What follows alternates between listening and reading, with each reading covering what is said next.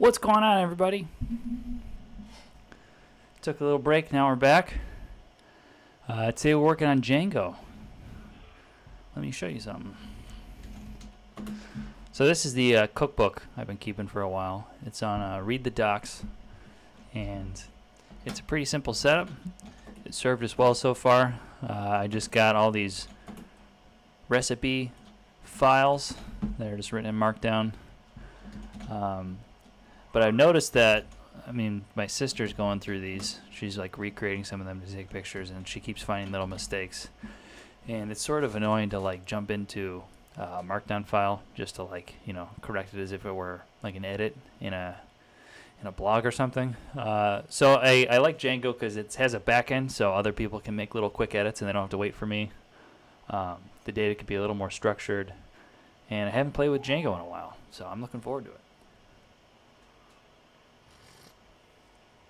Anyway, let's do it. I'm going to make my font bigger first.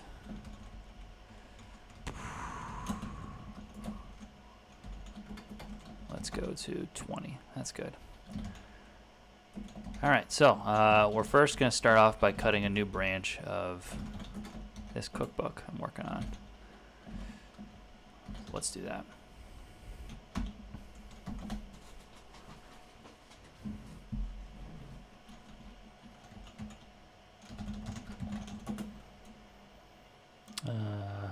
Port to, we'll just call the branch Django. Alright, step one, we're going to delete a bunch of stuff. Why don't we just change this to Wrecker Family Cookbook.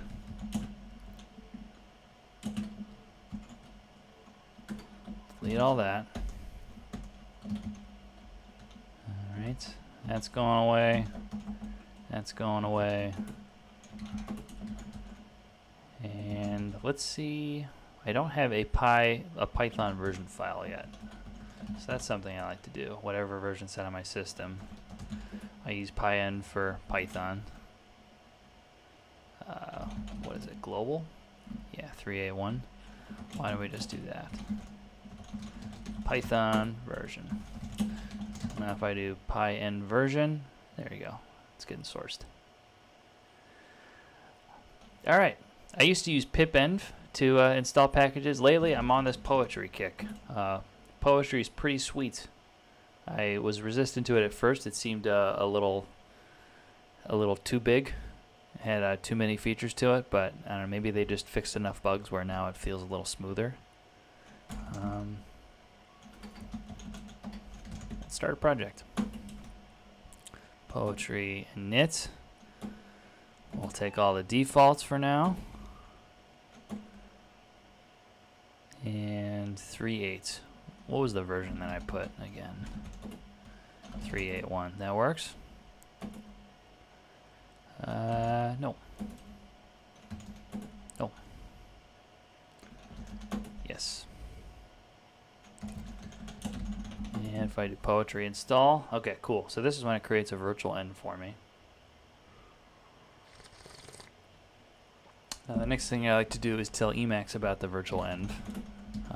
That's what I use for code completion and stuff. Pyenv work on. So now I should have, oh, where did that go? It's not showing up. What gives?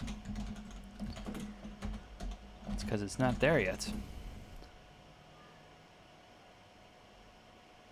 Oh, I see. It looks like it created it in some cache folder. Lame. Alright, I think I may have a temporary fix for that.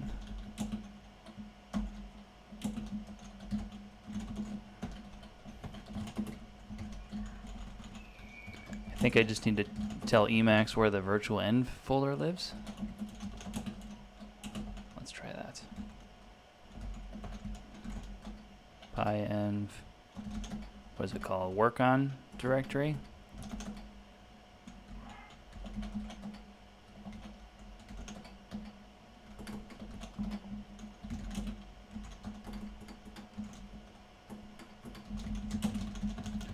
How do you set the work on directory?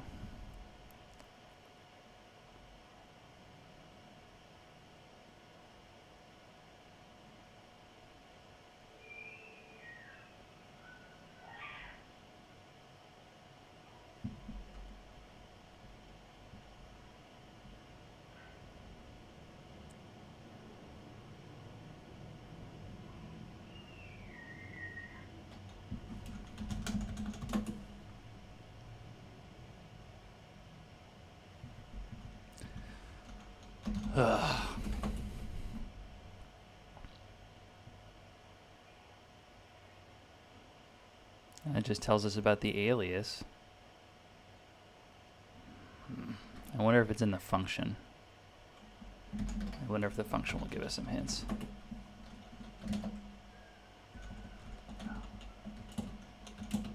Oh, do I just have to set the environment variable?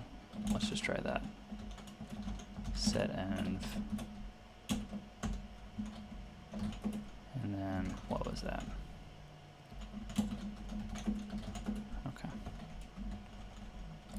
I think I've been using Poetry on my Linux machine, and must not have this silly library caches folder. All right. So now, work on. Still doesn't set. Oh, it's because I need to do this. There we go. There we go. Okay, cool. So, cookbook. Okay. So if we run lpy-config, that'll tell us all the development packages we need to get going here. And I can either install these just with like Emacs interactively, or what I like to do is just do it with Poetry in one line. So we're going to go Poetry, add dev. We want Jedi, rope, auto pep 8, yap, black, flake 8. I was able to find flake 8, but that's okay. We'll just install it again here.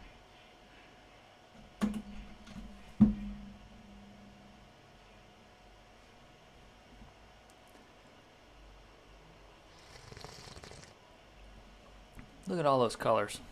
Beautiful.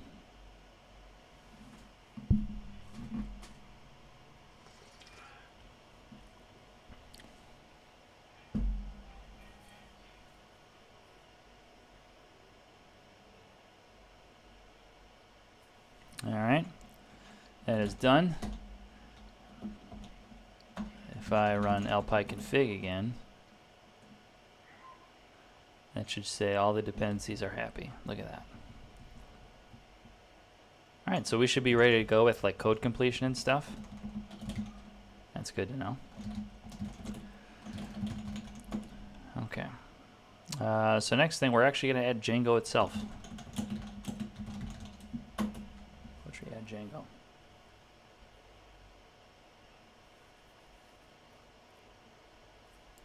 What I like about Poetry is it keeps everything in just one file. Well, there's two, counting like all the locked versions of the dependencies, but for the most part, it's all just contained here.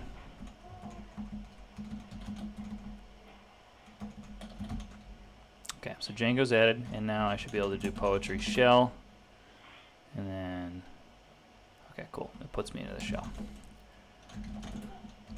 And then how about while we're here, we also add I like IPDB and IPython. Those are fun to debug with.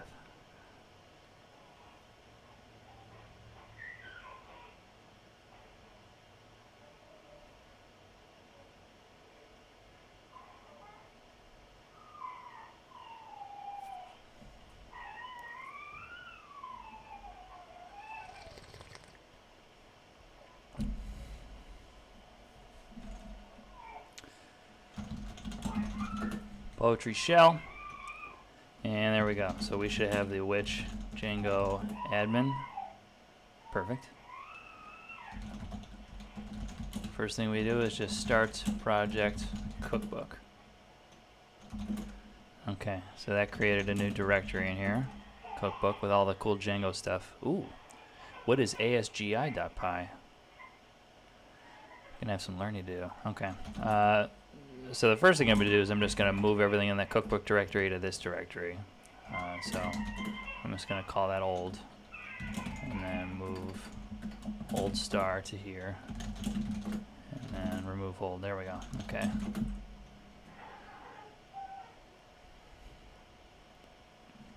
Let's see what's in this ASGI folder. That's interesting.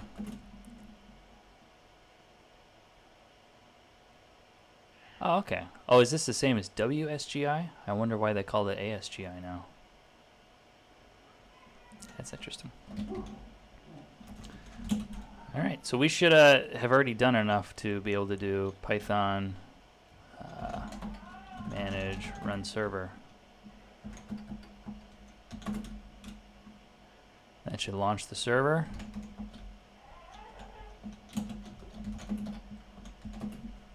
And there you go.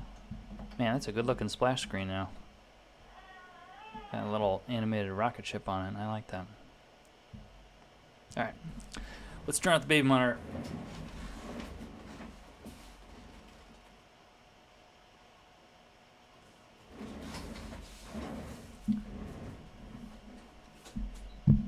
All right.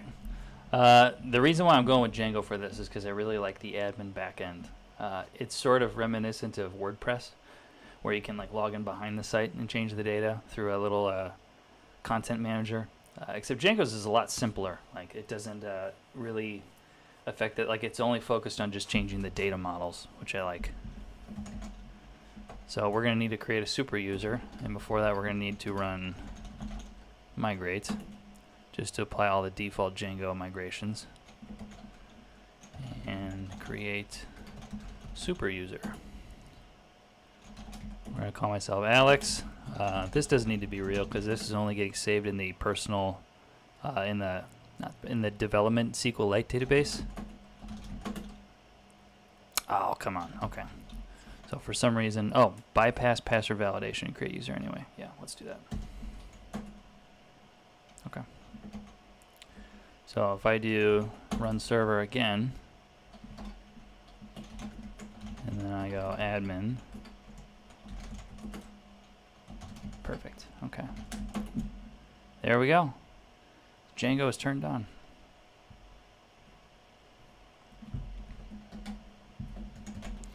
So let's see what we got going on now in this cookbook file. So we've got ASGI. I'm going to leave all those settings the same. This might be useful if we're if we have like dev settings, if we decide to break that out. Actually, that could be kind of fun to do now. Django dumps all of its settings in this .settings.py file, and I like to submodule it into different dev and production settings.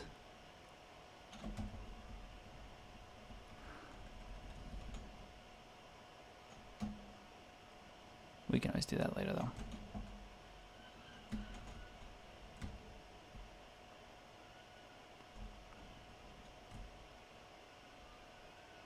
DB SQLite. Okay. This pathing stuff is interesting to me.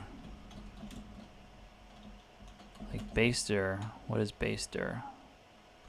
Okay. I'm new to this pathlib thing. I've been used to using OS pass join in Django. That's the first thing I've noticed so far.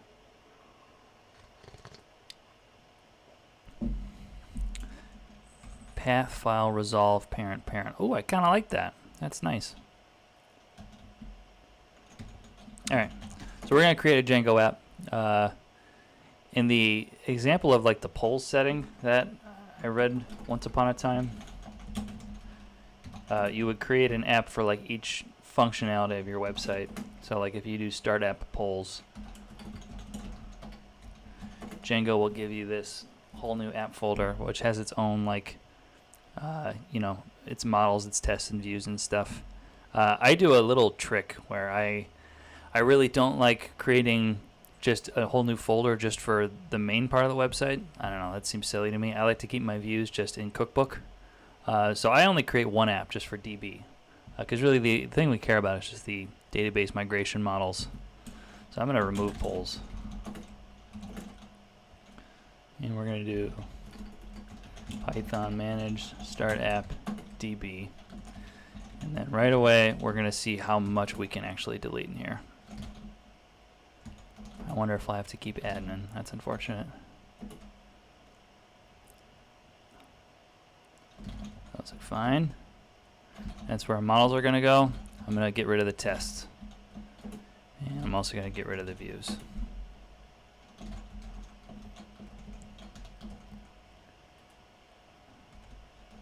And let's see if we can get rid of admin too. That'd be nice. Ideally, I only want models and the migrations in here.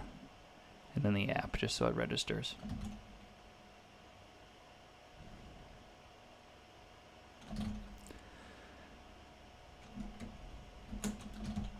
Let's create a little model.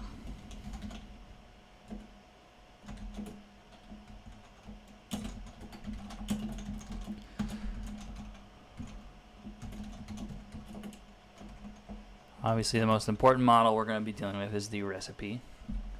And Django gives you I think it gives you an integer as the primary key. Django model PK. One of the first things I always do when I set up models, I switch it to UUIDs. I'm wondering if you still need to do that. Django UU.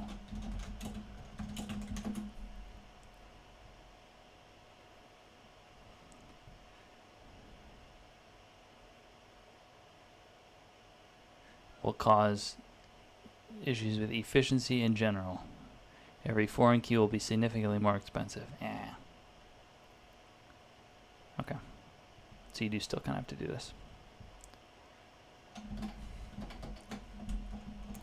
So we're going to go from port UUID.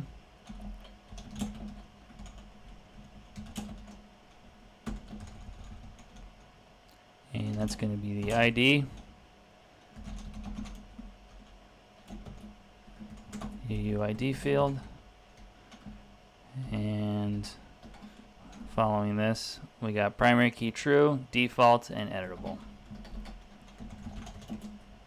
Key equals true, default UUID 4, and editable false.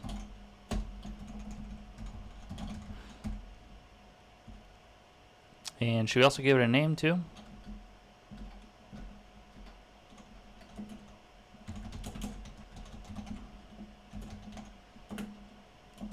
Care field.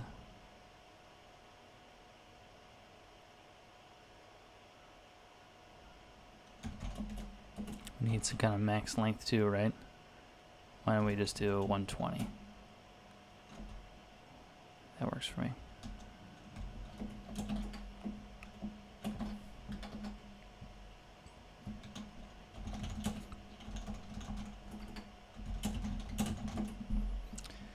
Remember, back in the old days of Django, you had to do like a underscore Unicode function if you wanted your model to actually treat this name field like the name of the model. Why don't we just get that going? Because I think that's still a thing.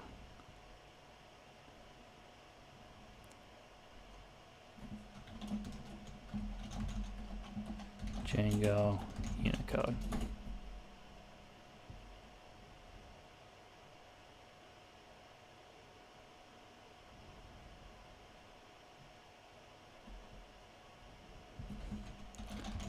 Django repr string. It's hard to see if these are actually up to date. Like, where is this answer from? Yeah, 2010.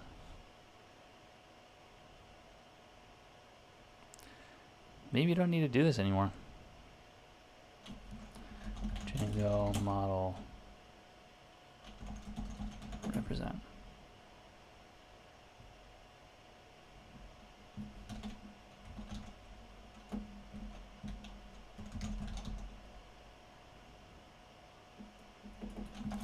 All right, how about we just leave it up for now? Maybe we won't need it. All right, so if I do run server now, it should complain that I don't have a. Well, first I need to run make migration. So the reason why we do that is because right now there are no migrations, and if I do make migration, it'll turn that model into something it needs to run on the database to like create the table and stuff. Make migrations. No changes detected. Oh, I know why. Okay. I bet it's because in settings we need to add DB to our apps. That's what it is. installed apps. DB. It's all coming back to me now. All right, create a model recipe. We're going to run migrate. We're going to run server. And nothing should be different about our website yet because it's not being registered as a model in the admin. Register model.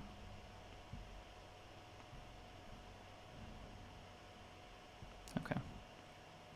We're looking for a model admin.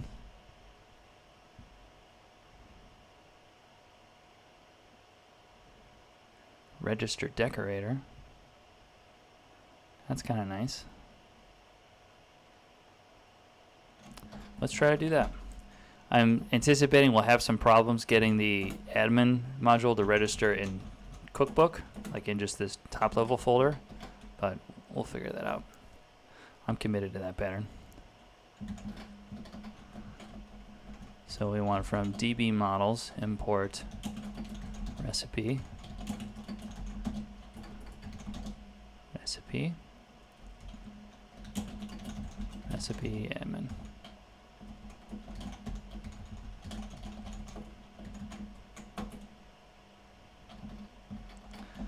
And I'm expecting, yeah, it's not showing up yet.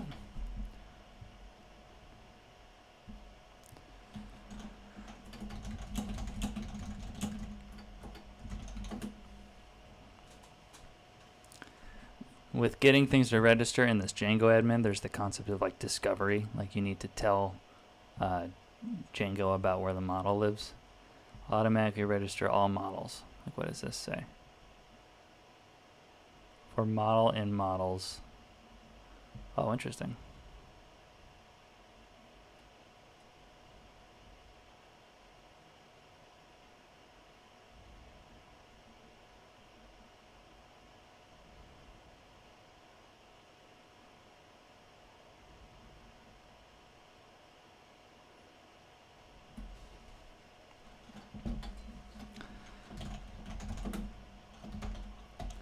I think we'll just have to give up and do this. DB.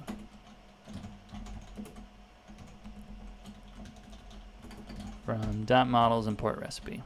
All right.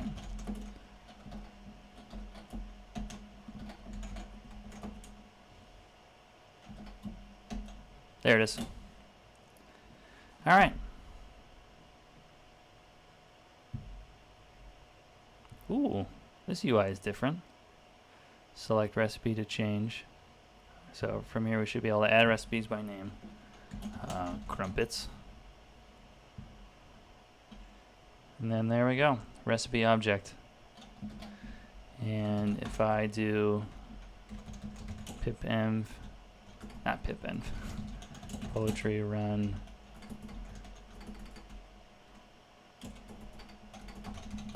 poetry shell. And we do Python manage shell, manage.py shell.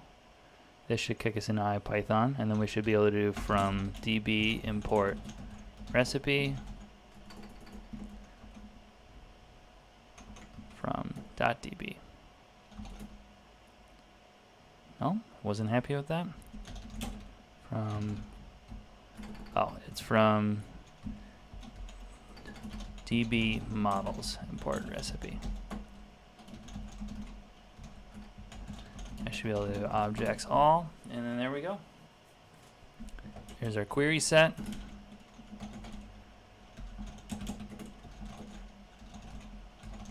Test name, crumpets. Perfect. So right now, just when you debug it in the console, it just prints out recipe object. I wonder if we can let's just solve that piece with repr and then see if that propagates to the admin UI. So I'm going to go def repr, return self.name.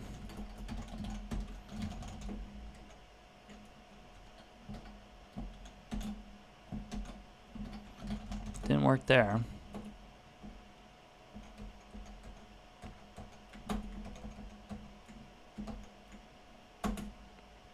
crumpets. So it worked in the console.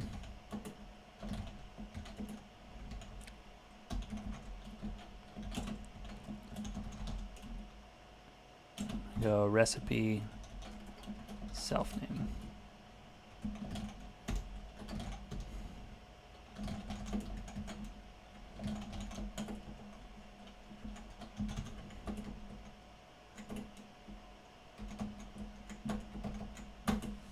Cool. That looks a little nicer to me.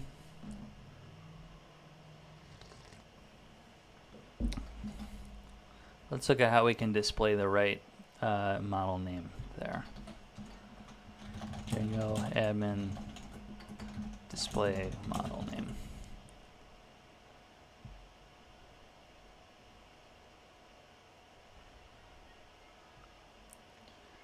Okay, so there is a string method.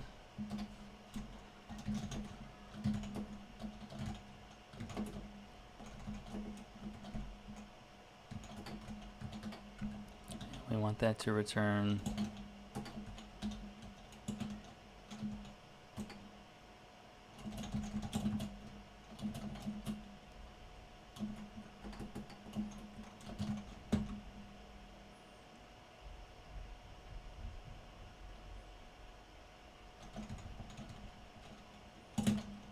let's just do this. Let's just do this.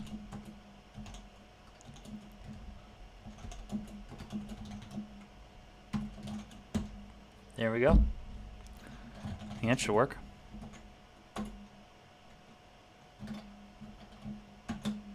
Hey.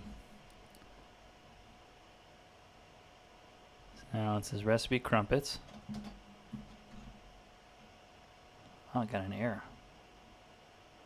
Oh, it just couldn't find the fave icon? Is that it? Interesting.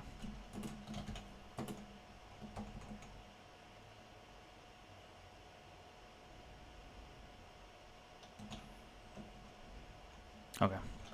I know I'm being indecisive about this, but I think I've just made up my mind. Let's do this.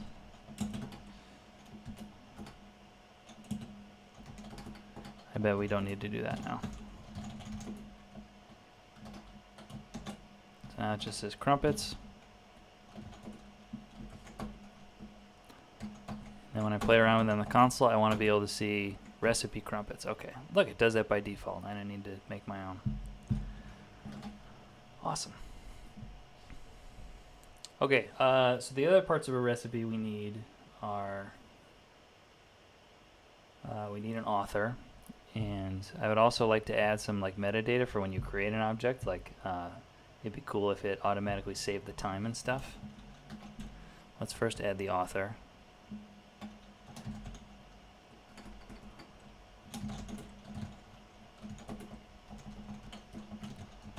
Author. We'll just use that again.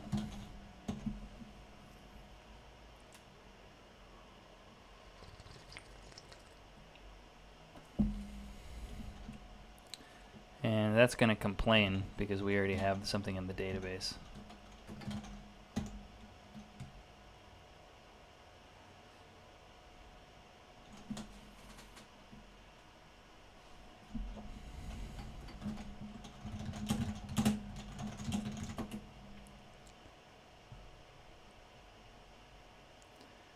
And okay, so I'll just I'll add in these auto now add fields, and then we'll go on to something more fun, and then I'll start writing some HTML.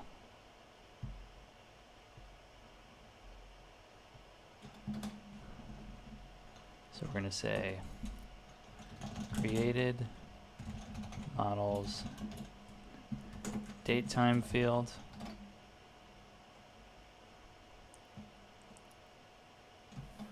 Automatically set the field to now when the object is first created.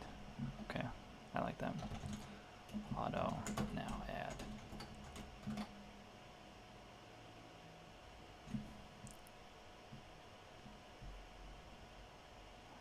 I was looking at the date time field.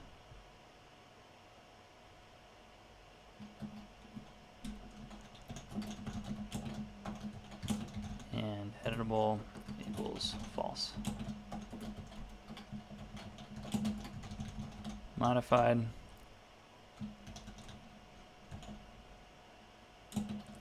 That's going to be auto now, true. Editable equals false. Okay.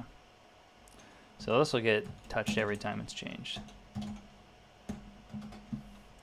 according to the docs.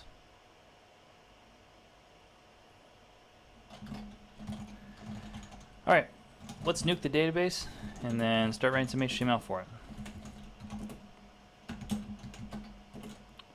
So we're gonna run make my. How about why don't we do this too? We're gonna delete all the migrations.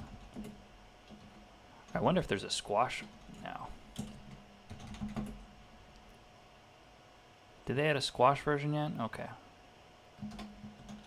Django squash migrations. Because like before you actually deploy your app anywhere, you don't need to have separate migration files. Like, you know, if you can just as easily blow away your SQLite database. I was hoping that they've added a squash. Oh, here we go. You can squash migrations if there aren't any references.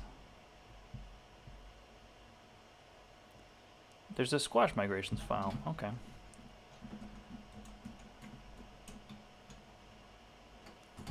Make migrations.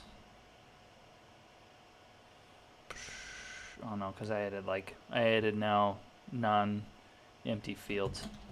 Forget it. Let's just nuke it.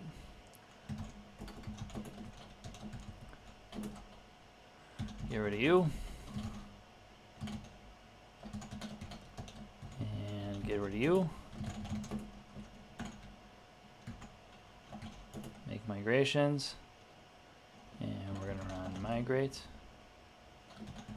And create super user, Alex. Skip that. Alex. Yes. Run server.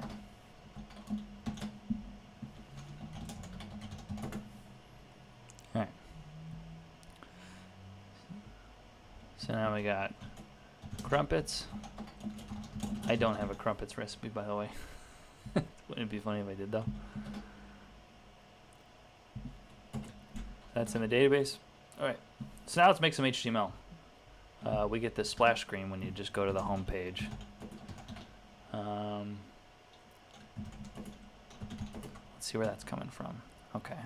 So they've just redone their URLs with this Django URLs path. It used to be in regex. I like this way better.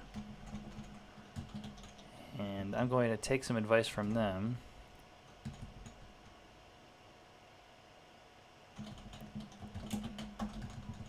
And grab that.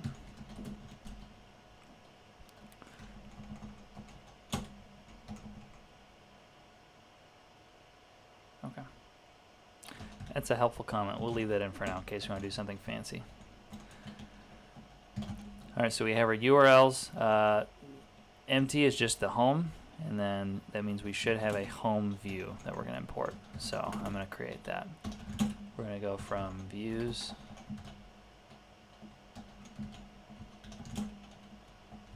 How do we just do this? I like to keep all my views in just this little root cookbook module here. And then we're going to go views.py. Now we're going to go on an adventure to see, should we look it up or should we just try to guess? Let's try to guess. That's more fun. From Django views.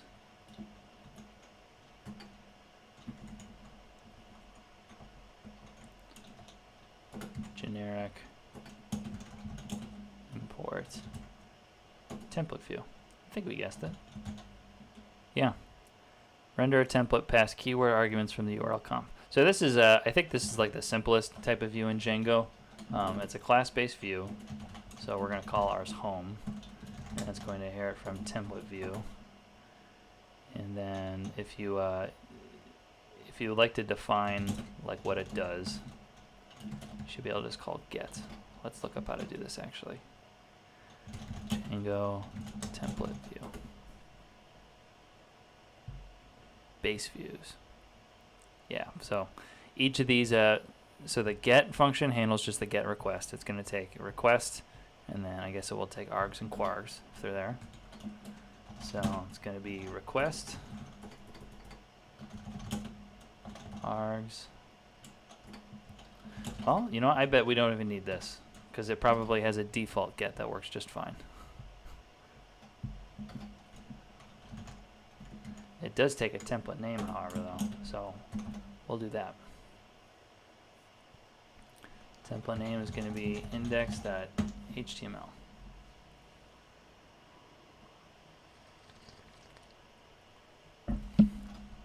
We'll call it home.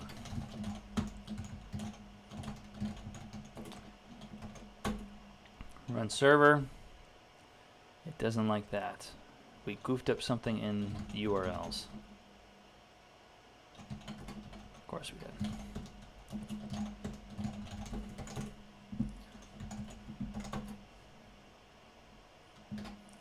Alright. Now the home page throws an error. It's expecting home.html. So that's a good sign. We're going to create templates and then home.html.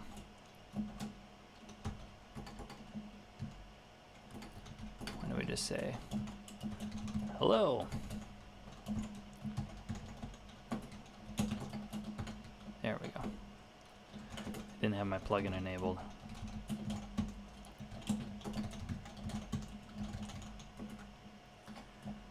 So if we reload, it still says doesn't exist, and it's because I think we need to jump into settings now and actually tell it where our template directory is.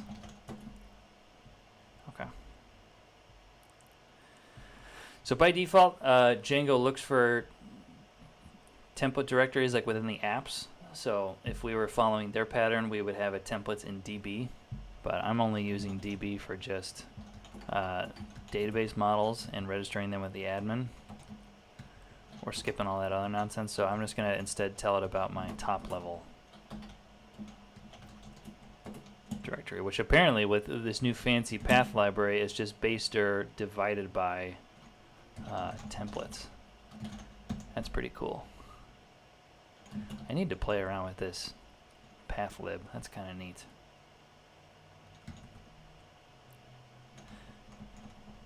Especially like this reminds me of Ruby or something. I love how tidy that is.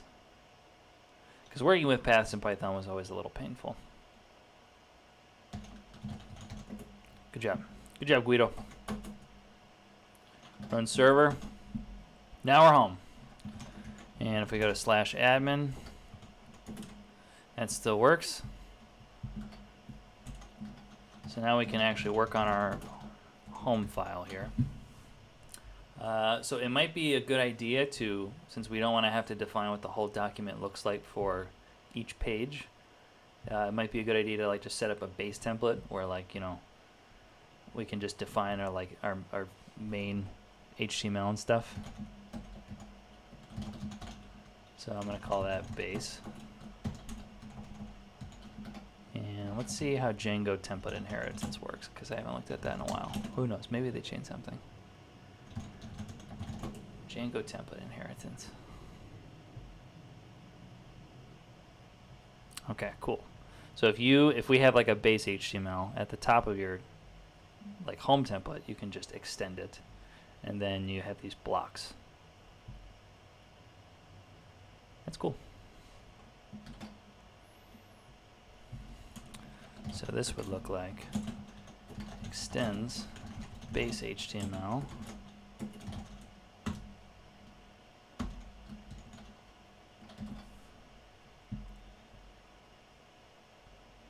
section title. Oh, interesting. Okay.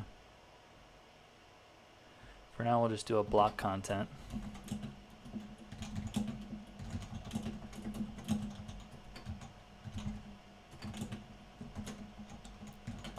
And then we'll call this home.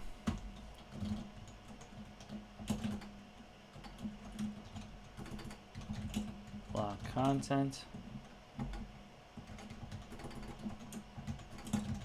And block.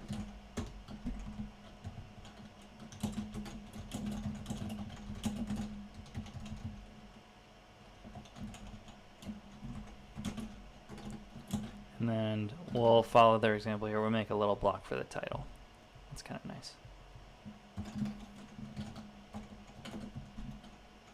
Whoop. Copy that out. And then we'll call this home.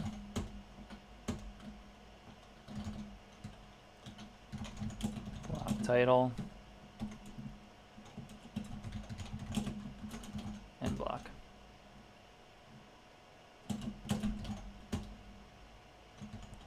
And how about by default we just go welcome?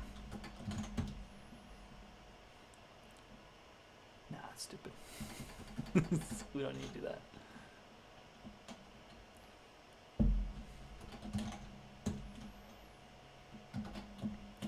We refresh. There we go. So it didn't really look any different.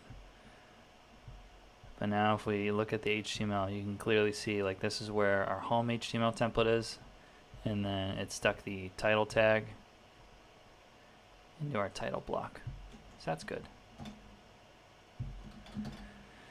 And what other base HTML do we need? What is that snippet to like make it responsive? I forget what that's called, so I'm going to steal it from my blog. Layouts, defaults. Okay, yeah, I was looking for this viewport thing. Okay. I've been writing so much Jekyll lately, I forgot how to do Django for a sec.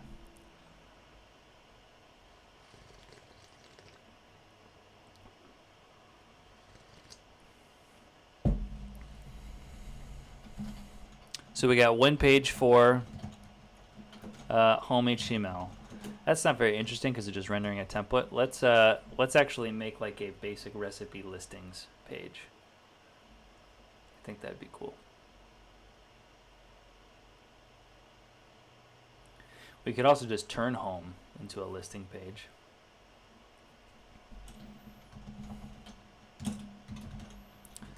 List view. That seems to make sense to me because like if you look on the current site, I mean, all the recipes are listed there on the side.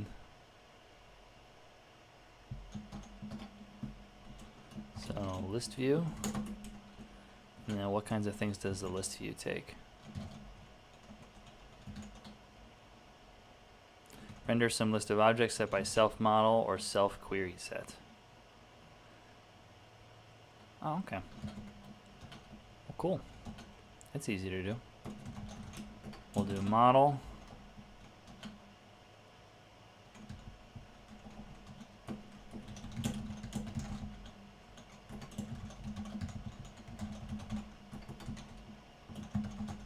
Recipe. So by turning this into a list view, what that'll do is within the template, it will already inject this this list of recipes that we should be able to manipulate now. So now we should be able to do, like in an unordered list, we'll put a little horizontal line there, and then for recipe in, let's see, like what does the list view return? Django list view template.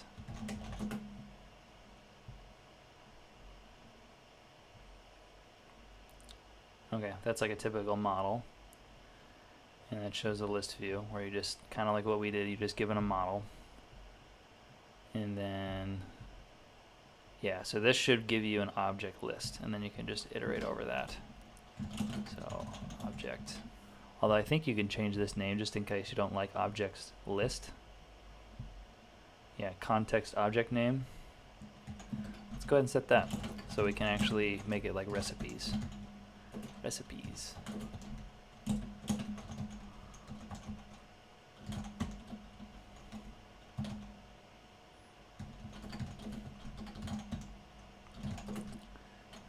For recipe and recipes, we're going to create one list item where we just do recipe name.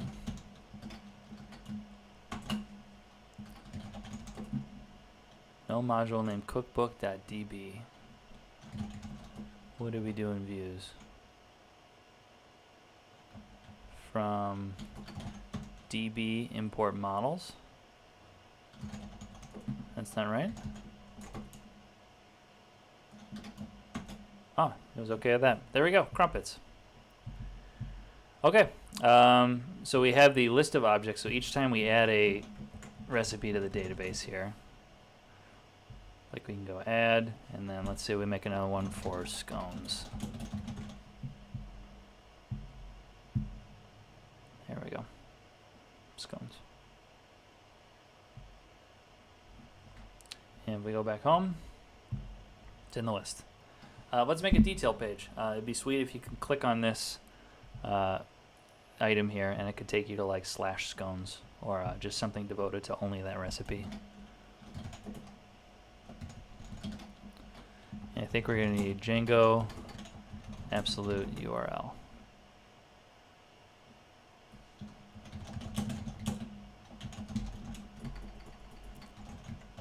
Or is it called permalink?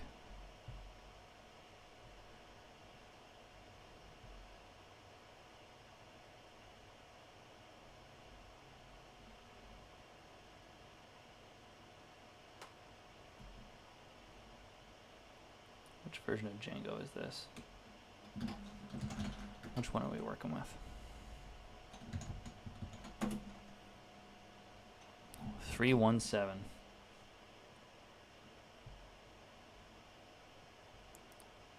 Okay. So if you build this into your model here, get absolute URL. Then Django's routing system automatically knows how to like get to the detail page of your model. So we're going to throw that in recipes. Get absolute URL. It's got this relative import here. And then it's the reverse of people, views, details. Oh, interesting. I think we want cookbook. Oh, so that's looking up out of the views? Oh, interesting. People, views, details.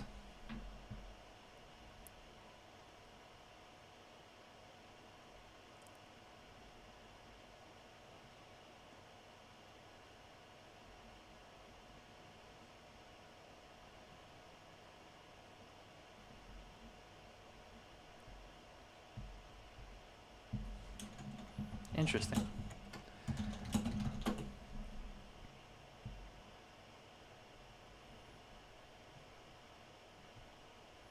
I wonder if the models have their own version of slugs.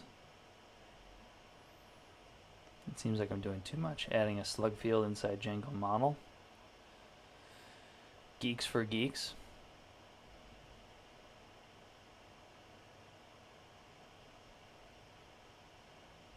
No, that's dumb. We're not going to do that either.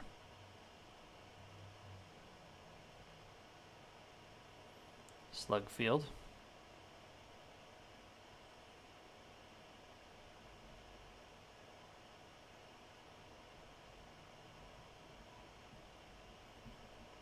All right, we'll go with this. I'll try to get a reverse to work. You can give it a view name. Current app. I wonder if we could just give it the short name, because in the URLs list we were building, there's a name field here. It would be sweet if this could just be recipe. And then we pass it the string of self ID. That'll just give it that UUID for now, but we're probably going to want... Actually, why don't we do this? So name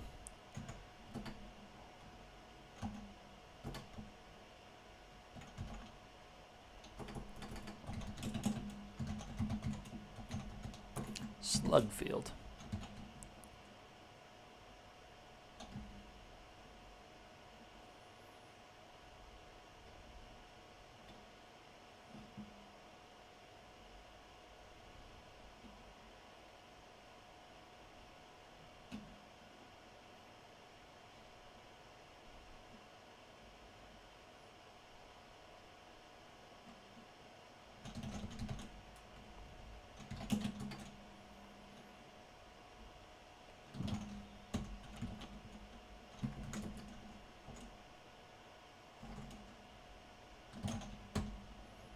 I think just because this is a slug field, it'll take care of all the validation.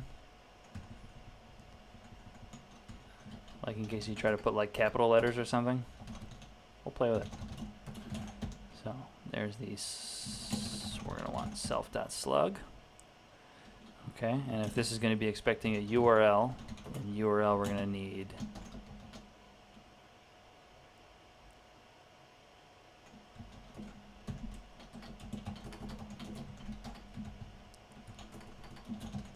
recipe as view. Let's call a recipe. And is that example here? It is not. Django URL slug.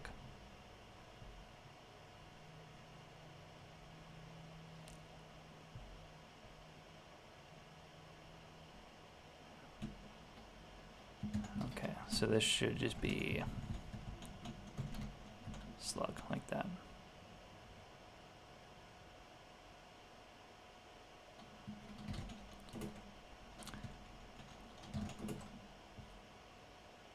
Alright, let's go ahead and add a recipe view.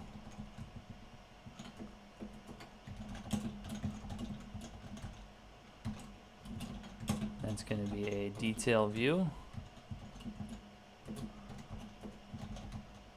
So model. I think for this guy, I think that's all we need to do.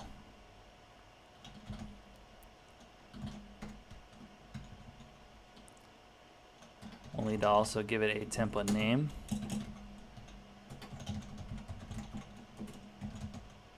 And we'll also give it a context object name, recipe.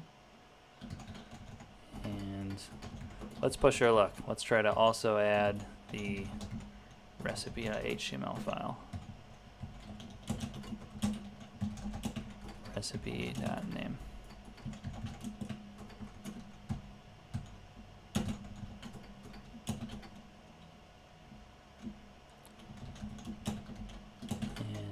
Paragraph block, we'll do author by recipe author. There we go. So we wrote a lot of code, and I have a feeling we broke something. Let's see what we're dealing with.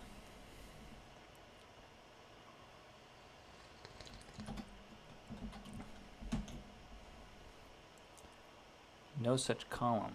DB recipe slug. Oh, we need to make migrations. And for that, we're probably just going to need to nuke everything again. Okay. We're going to go to DB migrations. We're going to kill that guy again. Make migrations. Migrate. Create super user.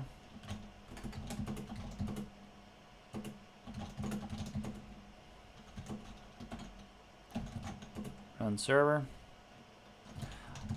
And the last thing I'll do is, instead of just a list item here in plain text, we're actually going to do a link.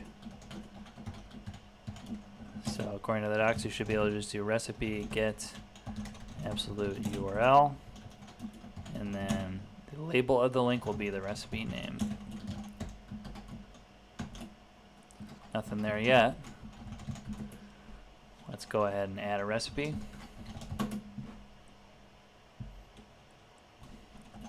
Scones.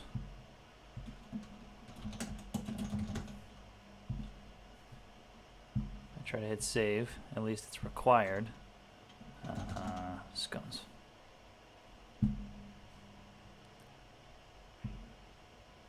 Oh, check it out. So now, because I wired it up to, the benefit of wiring up to the model itself is now Django's admin field is also like hip to where the URL is. So I have this view on site button that takes me to /scones. Perfect. Look at that. We can have another little link going home.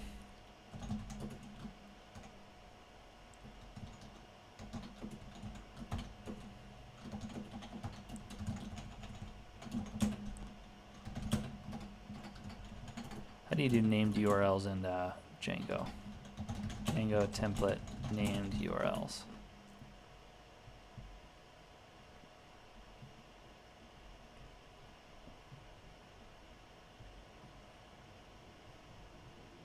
I don't care. I just want it in the template. What does it look like? There we go. All right, so if we just do URL home. Cool.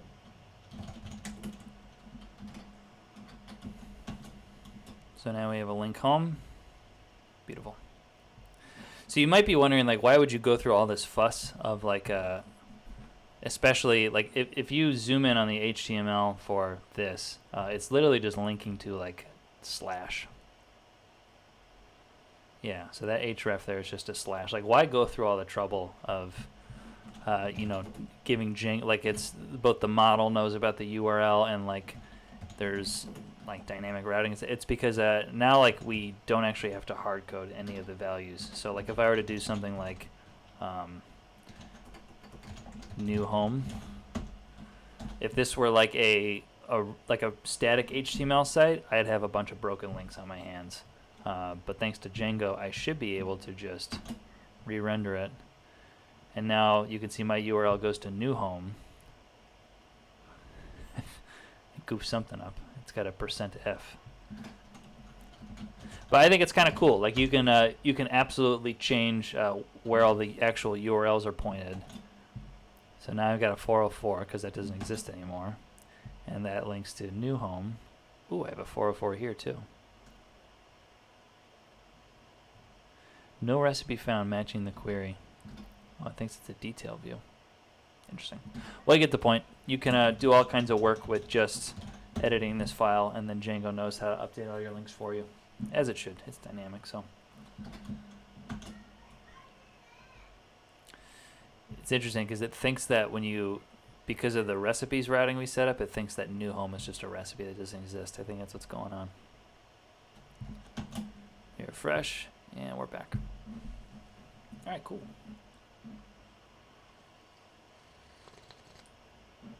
I'm gonna take a little coffee break to stretch. When I get back, we'll do something.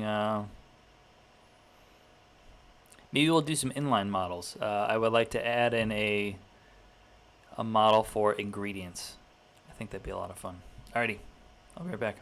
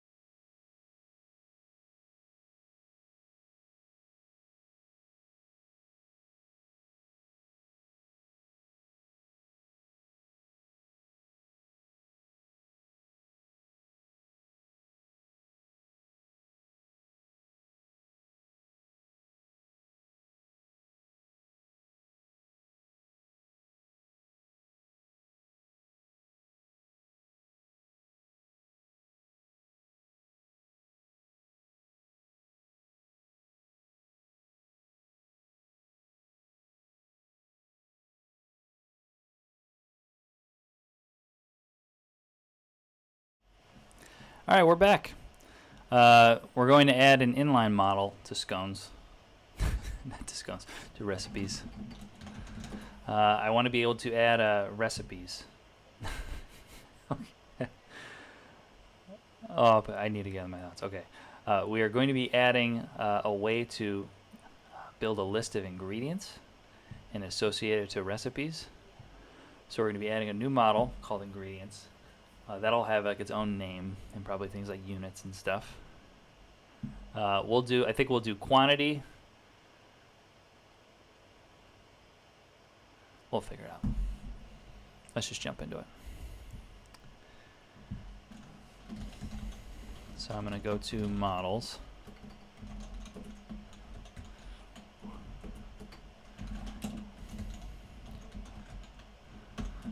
We're going to go ingredient.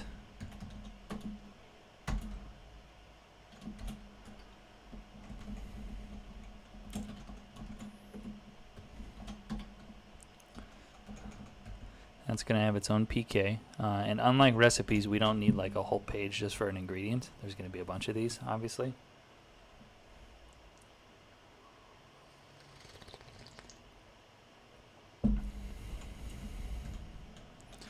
And it's going to have a name, ingredient name. That's going to have like a quantity.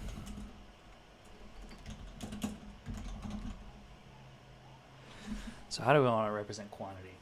It needs to be able to support like 1 cup, also like a half cup, also like maybe decimals. I don't know if we have anything that, but I don't know if you're using like 4.5 grams of baking soda or something. Who knows?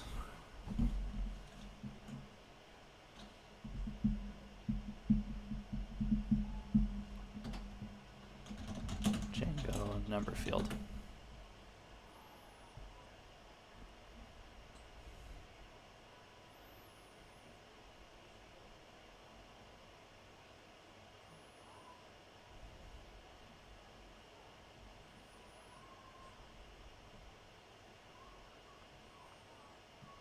Interesting. It's an interesting data model problem I didn't think of, because it needs to be able to like support fractions.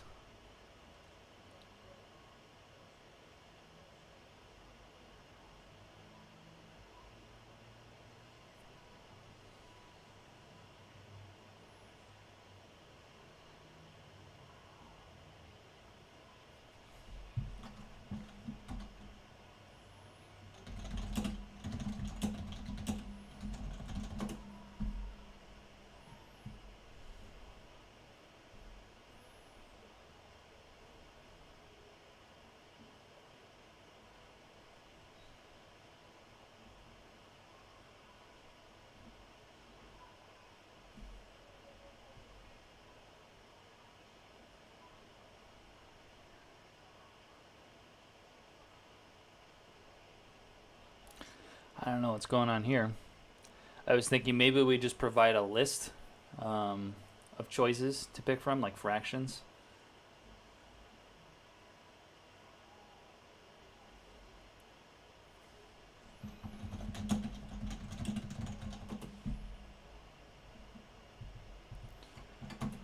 Fraction Unicode. Okay, so there are like Unicode characters for fractions. That'd be pretty cool.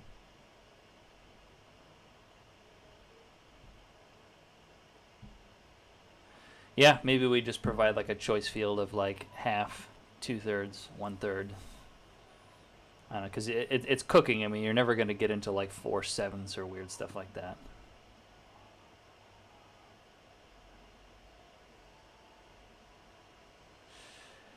You know what? I think we're just going to treat it like text. This is dumb. It's going to go char field, and it's going to be max length.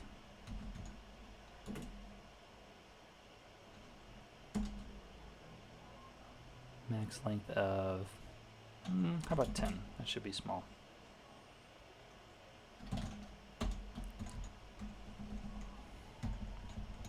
So then here's the interesting part. We'll need to tie it back to a recipe. So each ingredient that's created will be attached to the recipe.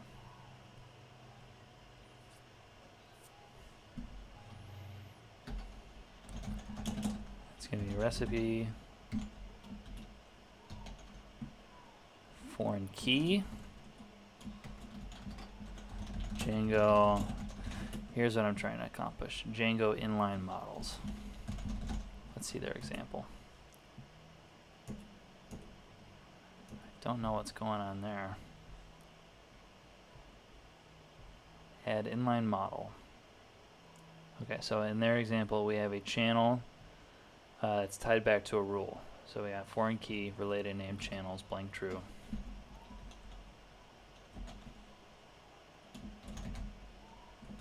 Ties back to a recipe. And what else do we need in there? Oh yeah, we need an on delete. That means like if somebody deletes the recipe that this is attached to, what do we do with all these ingredients? So in that case, we want it to cascade. Meaning just, okay, if somebody like deletes the scone recipe, just delete all the ingredients too. We don't need that hanging around. And then what is this related name stuff? Oh, that's optional. So we'll leave it out. Who cares?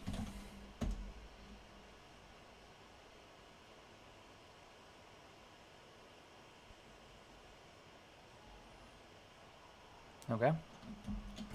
We'll put that up at the top. Name, quantity, and then we'll do units. And this is where we can do a choice field, I think. Choices. What do Django choices look like? Class for creating enumerated choices.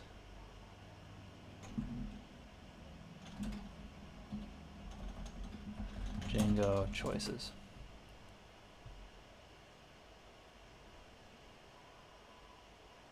Oh, okay. So you have like these codes and then what it actually displays in text. And it looks like there's a whole bunch of different ways you could do this.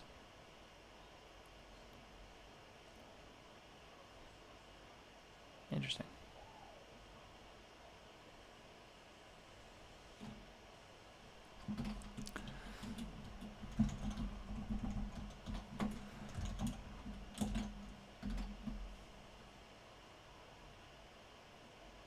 Oh, it's like a nested class.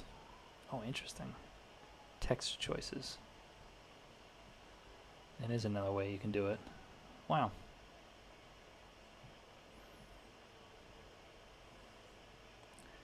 So they want you to make a nested class inside of it?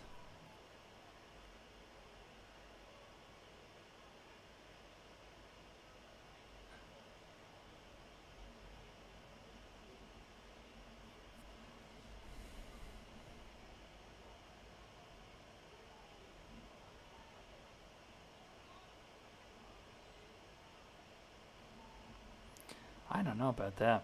That seems strange.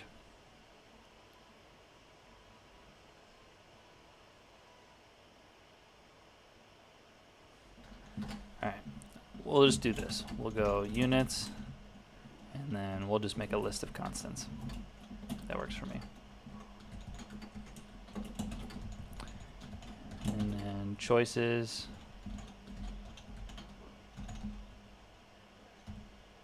You just pass in. Oh, I see. It's like a care field. Okay, so model choices isn't actually a field. Oh, I see. Okay, so this needs to be like saved as a, like if we save it as an integer choices or integer field. Then we go choices, units. Okay. So underneath in the database, Django is only saving like an integer because all of our choices are going to have like, we can be fancy about it. We'll do this. We're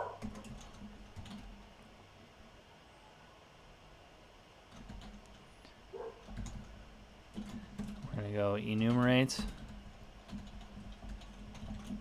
list. I think that'll work. And then I can just list out the choices here. So we'll do like cups,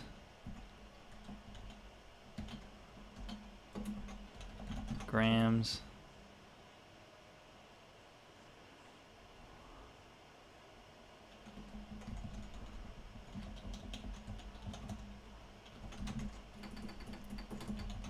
blank, true, And then you should be able to choose nothing if like there are no units. Default, none.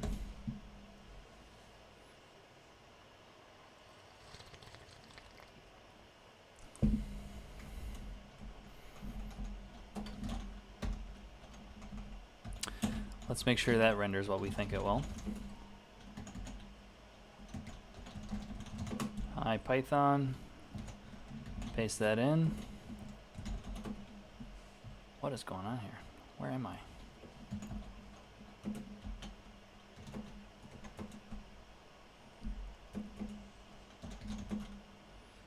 Wow, I got confused. Okay, we'll just go with that. So list enumerates cups, grams. Perfect. Okay, so we have the number code and then the actual label. Let's try to munch through this and see like how it handles like default empty.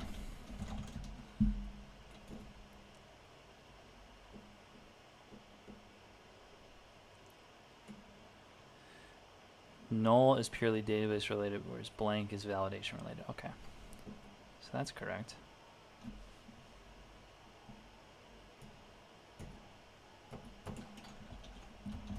Django empty choice.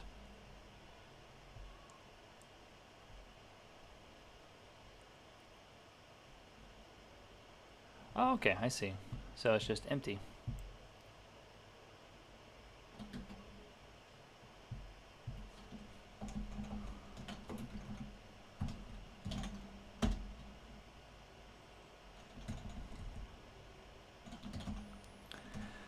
I think that's enough to get going.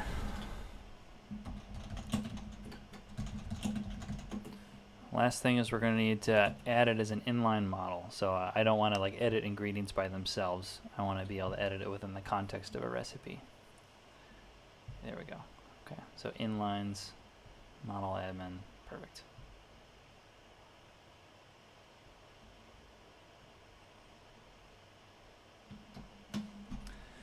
So if we go to, let's get out of this.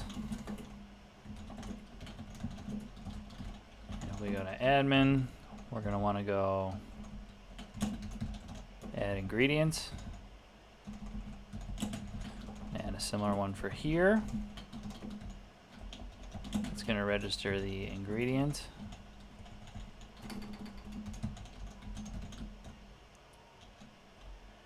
And instead of model admin, we want, like, what is it?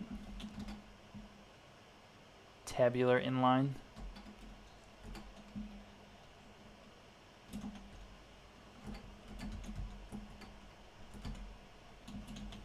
We'll try that.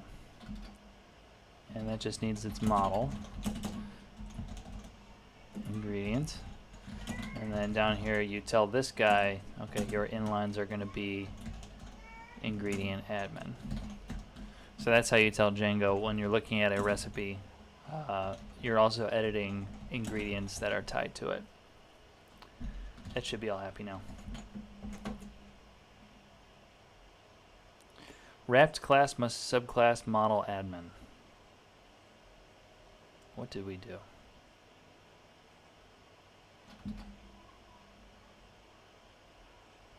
Order item inline.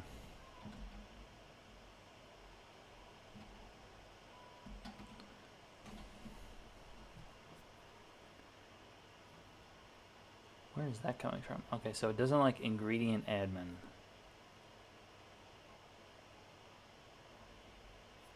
Oh, do we not need to register this? I think we can take that out. Because since it's tied to this guy, I think we don't need to register it. I like that.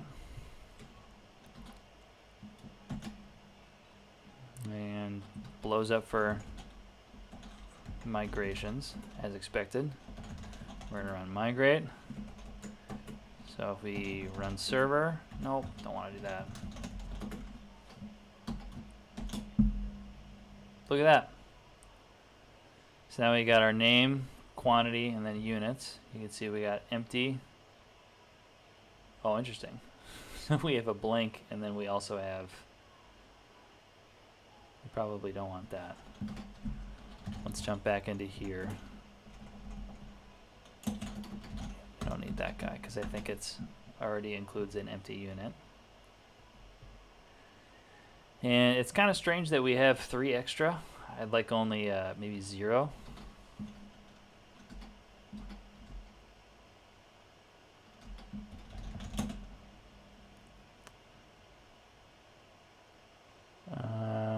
All right, so let's see. Django, inline, model, extras.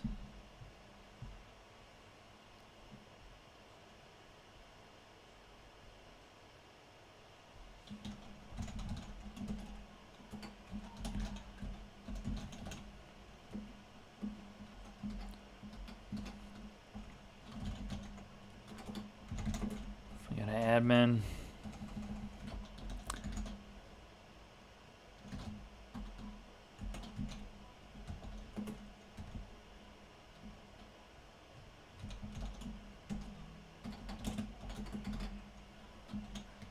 Django, number of empty inline models.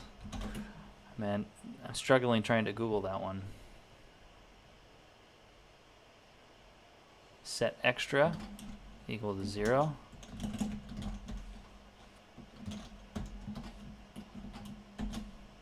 There we go. Okay. So we've got add ingredient. I can do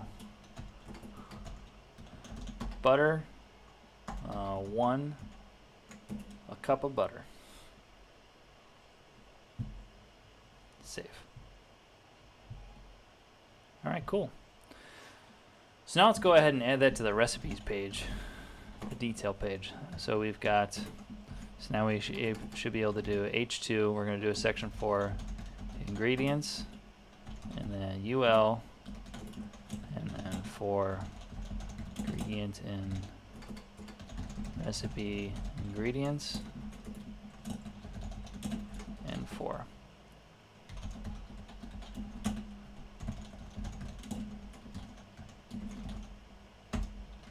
Oh, we're going to want ingredient name, and then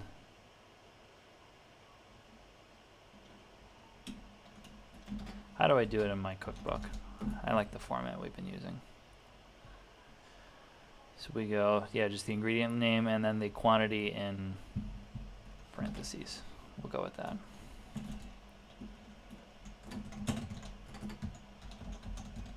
Ingredient quantity.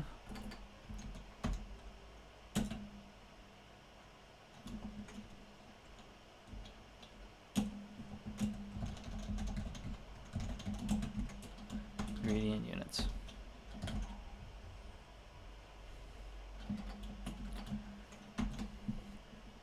View on site. Ooh, nothing there yet. What happened here?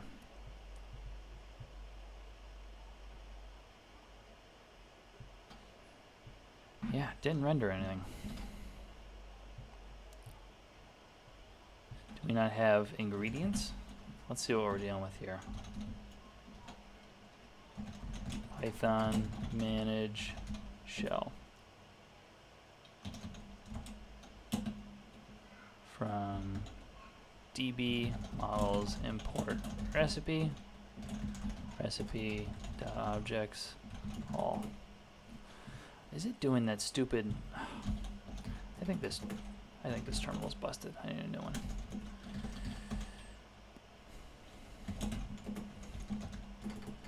Poetry run Python manage shell from models import recipe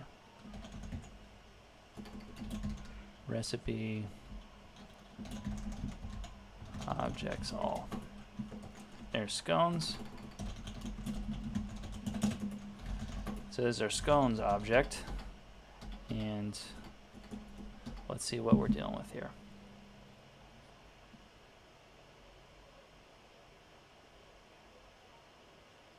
Oh, I see. It's called ingredient set. Maybe that's what that related name came from. Crap. All right, so we have to update that. So everything down here, and when we set the foreign key,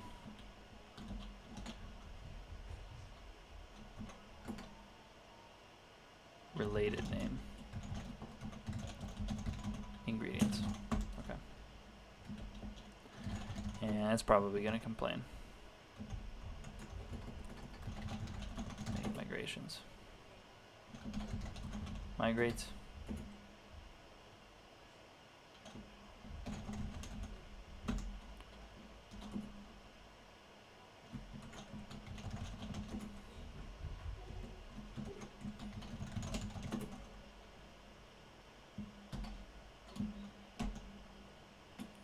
All right. Related manager object is not iterable.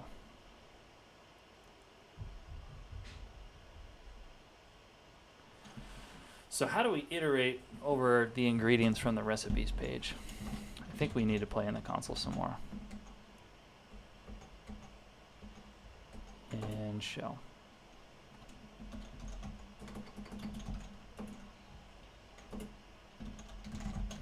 Import recipe. Grab scones.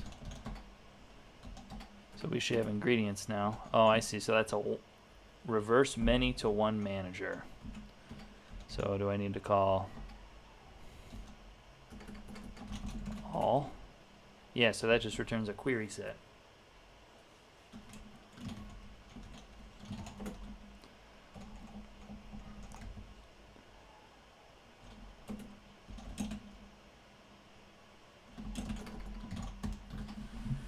Well, I take it we can't do like that all within the template.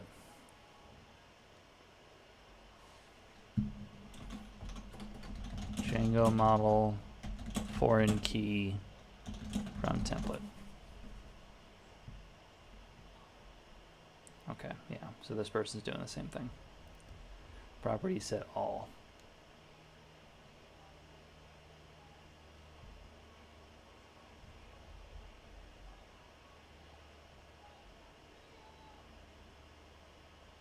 Render to response.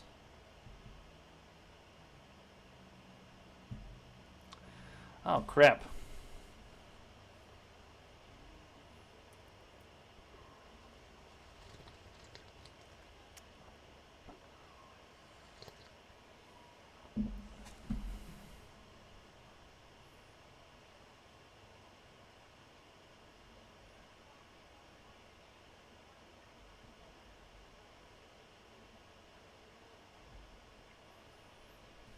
Well, this person's doing it. Ingredients all.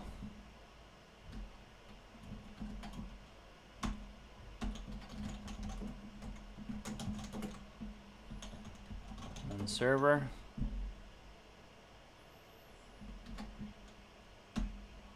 Perfect. All right.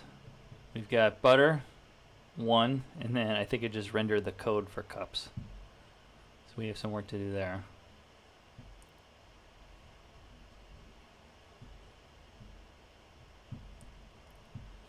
What is it, like display?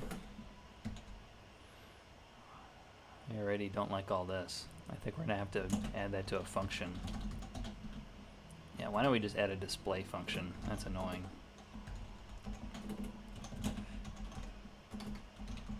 So, display.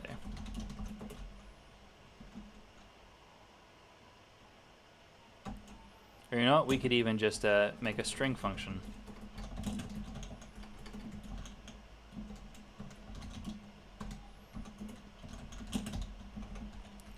So that's going to be self.name, and then the quantity, self.quantity.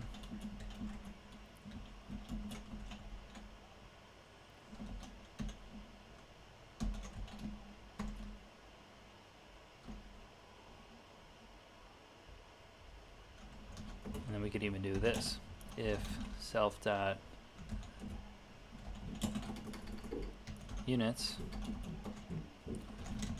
amount is equal to self dot quantity. Yeah, what do you need? Do you have time for a quick coffee break? Oh yeah, sure. I'm gonna take a quick coffee break. That's all right.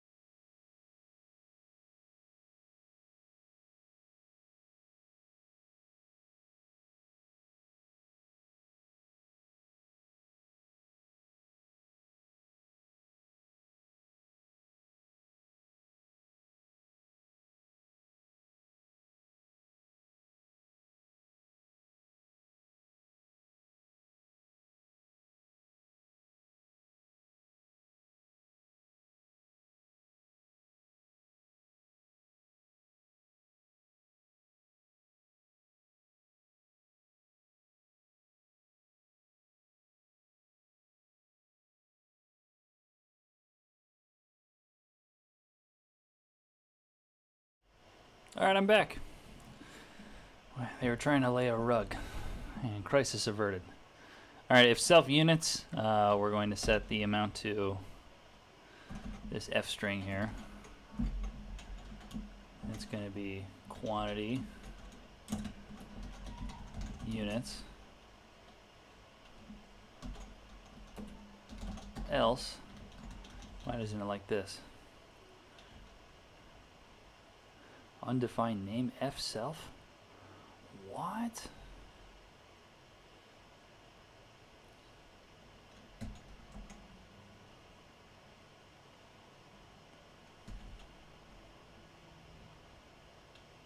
I don't know what's going on there. Otherwise, amount is just equal to, well, then we can just skip the F string and just do quantity. Okay. Well, the squiggly line went away. And then here it's going to be amount.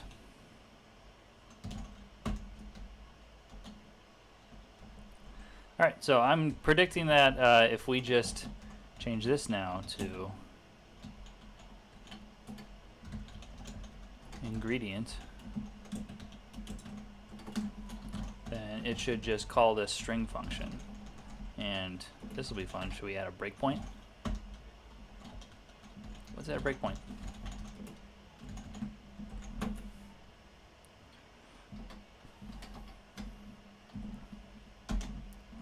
Enter.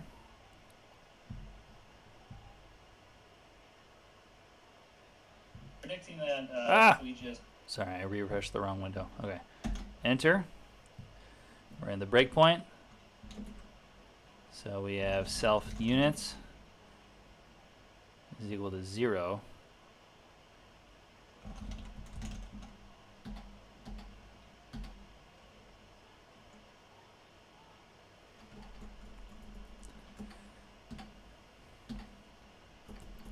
Do we have to go display units or something? Like, how do we get it to not just display 0? Units.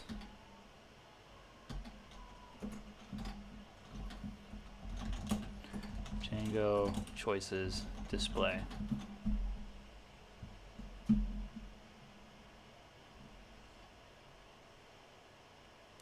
Oh, as a get.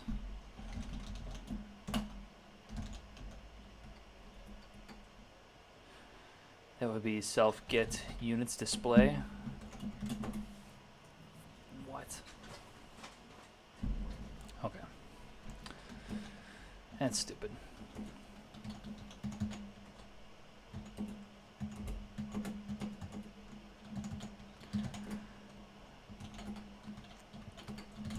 Okay, so if self get units display, well, we can just do this.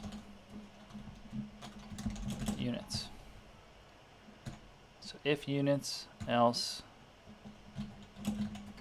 we're just going to skip it. Okay, that makes sense. And quantity is a care field. We want to display that as is. That should work. We'll go without the breakpoint now, since I had so much trouble with it. Butter, 1 cup. Look at that. Big fan of that. Go to the admin. Let's try taking out units.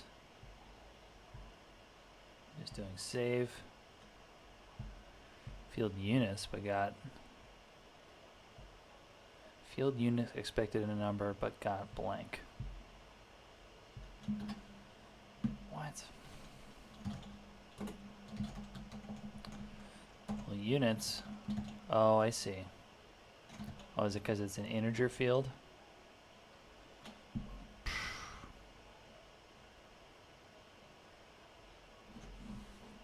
What a mess.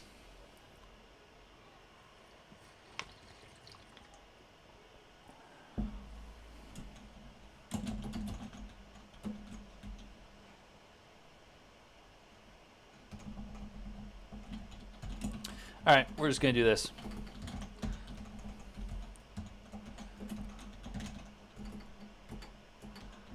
Tablespoons.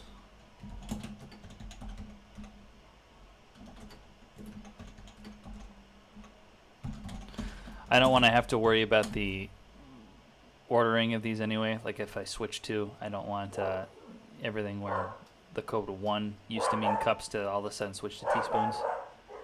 That seems like a bad idea. We'll just stick to units and then we'll just save the actual key in the database. Whatever. That's fine. This is a care field, so that's going to expect a max now. Max length, we'll say 10. We'll say 20. Alright. We're going to need to squash the migrations. DB migrations.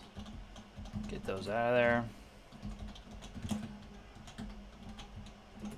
We're going to want to remove DB SQLite. Alright, so we're going to want to make migrations. Choices must be an iterable. Oh, I see. Okay, that's fine.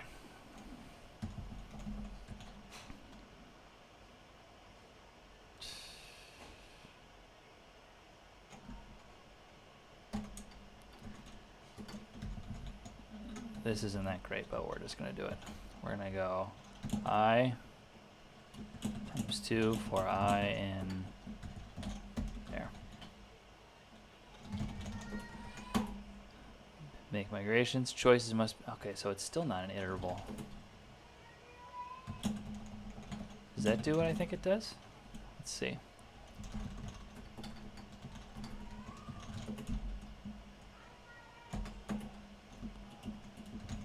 Units. No, no, that does not do what I think it does. Okay. Why don't we try I for I in. That's a little silly, but it works. Cups, cups, grams, grams, tablespoon, tablespoon. Keep it simple. With Django, the temptation to make things complicated is always there. It's I always just end up, I don't know. It feels like there's so many time wasters in the API, and sometimes you just gotta commit to something and move on. So we've run make migrations. We've run migrate. We're gonna create a super user again. It's blowing up, and that's because last time I ran the command, I didn't do it right.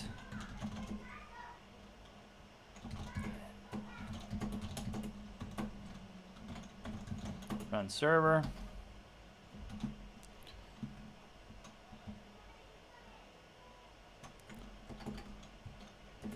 Go to the admin site. Let's see how this user experience is now. Making scones.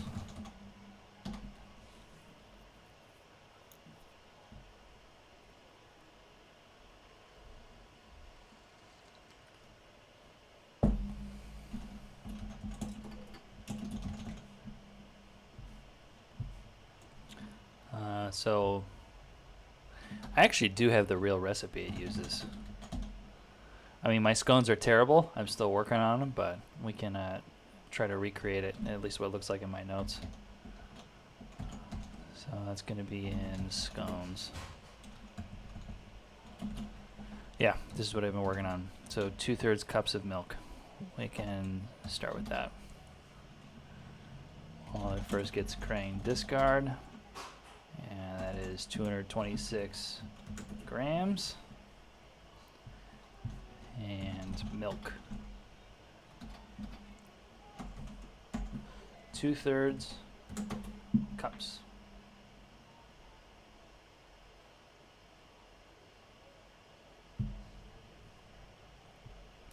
Scones on the site. Perfect.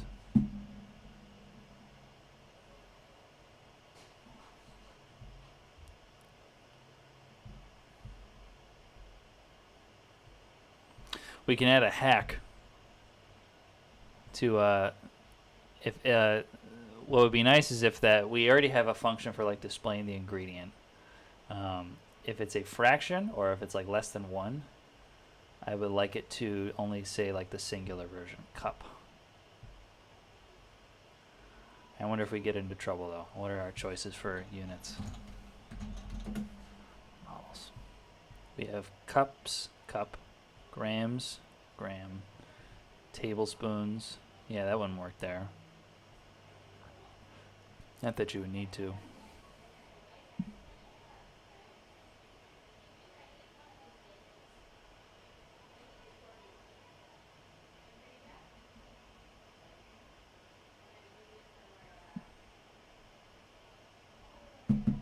That'll probably change. That's all right. We're building it.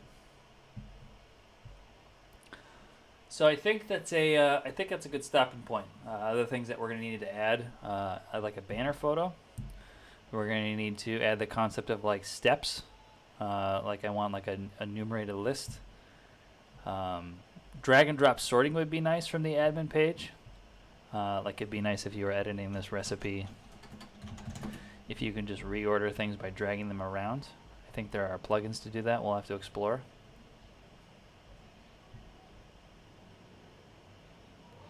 Also like to add the concept of sections in some of the recipes that I make.